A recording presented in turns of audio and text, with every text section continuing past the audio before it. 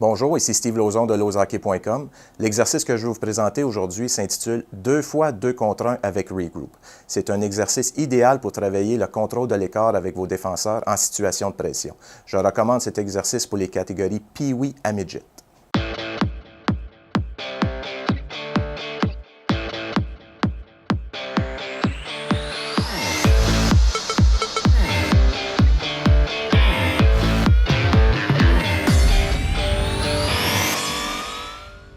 Alors, la mise en place va comme suit.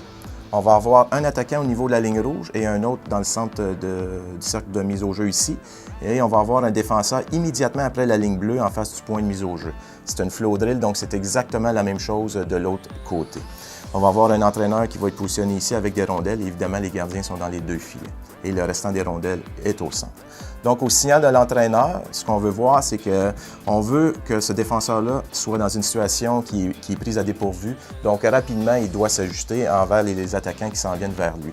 Donc, l'attaquant numéro 1 va faire une passe à l'attaquant numéro 2 qui est en pleine accélération et va pénétrer en zone offensive pour aller diriger un tir vers le filet. Une fois que la passe est effectuée, l'attaquant ici se dirige vers le filet. Le défenseur, comme vous pouvez voir, il n'y a pas beaucoup de temps de réaction, donc immédiatement, il doit effectuer un pivot avant-arrière et tenter par tous les moyens de venir couper son gap pour éviter qu'une passe soit effectuée au F1 qui attaque le filet. Donc, s'il a bien joué son 2 contre 1, l'attaquant ici ne sera pas en mesure d'effectuer une passe pour ainsi un tir au filet. Donc, la chance de marquer va être diminuée. Mais c'est pas grave, même s'il manque son coup. Le but, c'est vraiment de mettre le défenseur dans une situation inconfortable qui arrive régulièrement durant un match pour qu'il puisse apprendre comment mieux se positionner ou comment venir contrer l'attaque offensive qui s'en vient vers lui.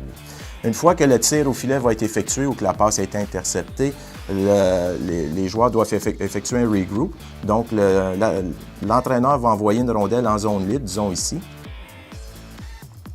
Le défenseur, qui est probablement rendu ici, va attendre les deux attaquants. Les deux attaquants vont sortir de la zone,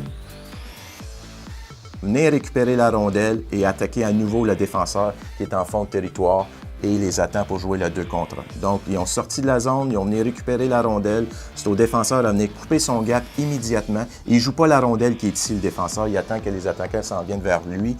Et une fois que les attaquants ont récupéré la rondelle, c'est le même principe que dans la première séquence, c'est-à-dire qu'ils tentent de diriger un tir vers le filet pour créer une opportunité de marquer, tandis que le défenseur doit garder son bâton par terre, couper les lignes de passe, mettre son genou, faire tout en son possible pour éviter qu'une passe soit effectuée au F1. Pour ainsi diminuer les chances de marquer. Donc, je répète, le but de l'exercice, c'est de positionner le défenseur dans des situations inconfortables pour qu'il puisse apprendre comment mieux gérer son écart lorsqu'une contre-attaque offensive s'en vient vers lui. Les points clés sont les suivants: communication, intensité, passe précise et rapide, 2 contre 1, couper les lignes de passe et regroup rapide. J'aimerais remercier toute l'équipe de Tonic Web Studio pour la logistique et la production de cette capsule. Pour plus de trucs, conseils, vidéos et exercices, je vous invite à visiter mon blog à www.lozhockey.com.